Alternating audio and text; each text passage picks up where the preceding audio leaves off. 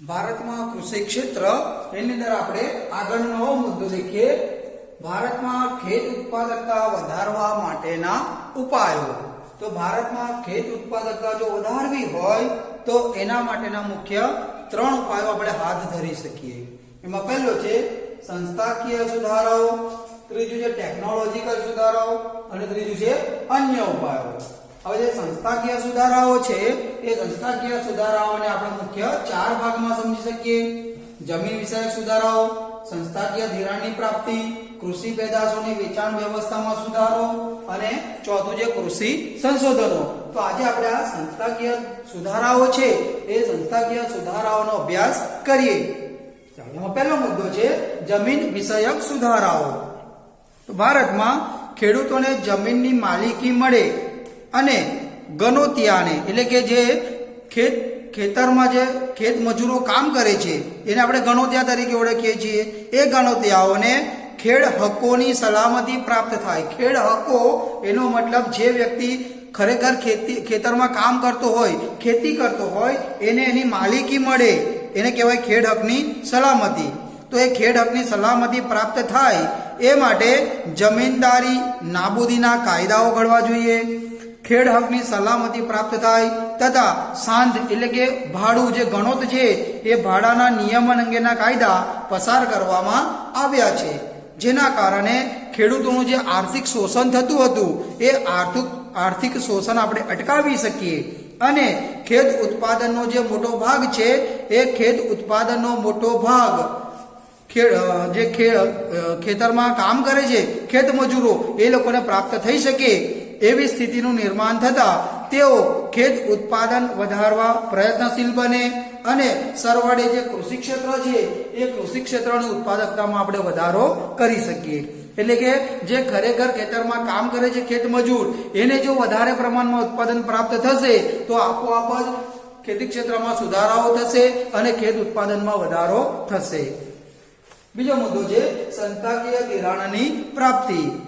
તો ભારત દેશમાં કૃષિ ક્ષેત્ર સુધી ધિરાણ અને અન્ય નાણાકીય સગવડો પહોંચે તે સંદર્ભે 1969 અને 1980માં બેંકોનું રાષ્ટ્રીયકરણ હાથ ધરવામાં આવ્યું. એટલે કે બેંકોનું રાષ્ટ્રીયકરણ થયું.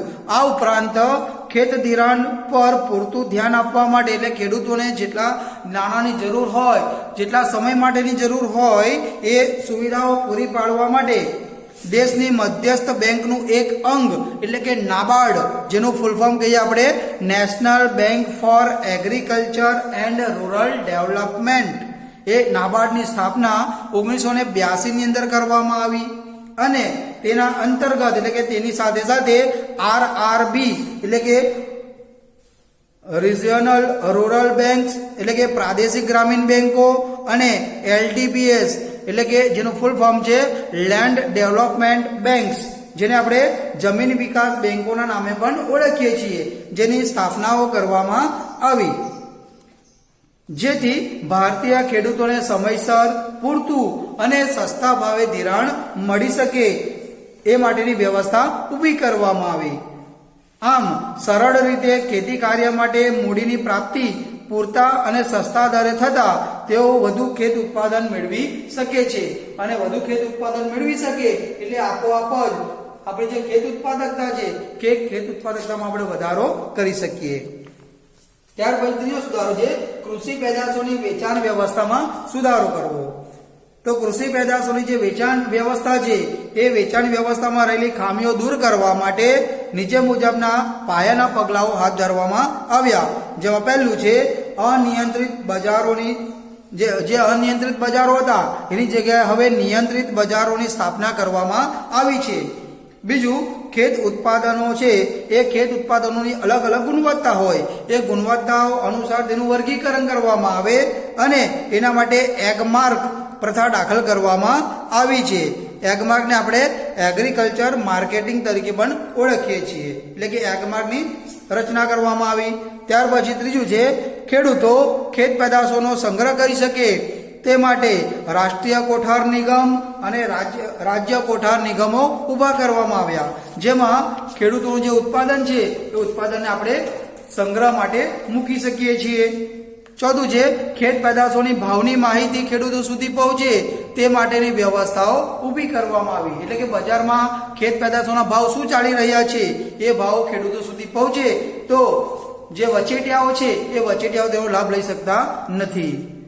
પાંચમો સુધારો છે ખેડૂતોને બજારના ભાવમાં જે ફેરફારો છે એ બજારના ભાવના ફેરફારોથી સુરક્ષિત રાખવા માટે સરકાર દ્વારા તળિયાના ભાવ જાહેર કરવામાં આવ્યા છે અને એના દ્વારા સરકાર ખરીદી કરતી આપણને જોવા મળે છે. તો આ પ્રકારના સુધારા કરવાથી પણ આપણે ખેત ઉત્પાદકતામાં વધારો કરી શકીએ છીએ. અને ચોથું છે કૃષિ સંશોધનો. આપણને ખબર છે કે ભારતના જે ખેડૂતો છે એ ભારતના ખેડૂતો અત્યંત ગરીબ છે અને ઓછા શિક્ષિત હોવાથી એ લોકો જાતે કૃષિ સંશોધનો કરી શકતા નથી. તેથી સરકારે આ જવાબદારી નાબાર્ડને સોંપવામાં આવી છે, જે વિવિધ પ્રકારના કૃષિ સંશોધનો કરે છે અને એ કૃષિ સંશોધનો કરીને તે અંગેની તાલીમ અને સમજૂતી ગામડાના ખેડૂતોને પૂરી પાડે છે, જેથી ખેડૂતો માત્ર પરંપરાગત ખેતીનું ઉત્પાદન ન કરે પરંતુ બજારમાં જે માંગ થતી હોય એ માંગને સંલગ્ન નવું વાવેતર કરે, વધુ આવક મેળવે અને તેઓ બજારલક્ષી ઉત્પાદન પ્રાપ્ત કરી શકે. આ ઉપરાંત કૃષિ સુધારના કાર્યક્રમો હાથ ધર્યા, જેમાં ખેડૂતોની સામેલગીરી વધારવા, સામૂહિક ગ્રામ વિકાસ યોજનાઓ, પંચાયતી રાજ, સંકલિત ગ્રામ વિકાસ યોજનાઓ, જનધન યોજના વગેરે જેવી યોજનાઓ શરૂ કરી કૃષિ ક્ષેત્રને આધુનિક તરફ પ્રેરી ખેત ઉત્પાદન વધારવા માટેના પગલાઓ ભર્યા છે. આમ સંસ્થાકીય સુધારાઓને આપણે મુખ્ય 4 ભાગમાં સમજી શક્યા.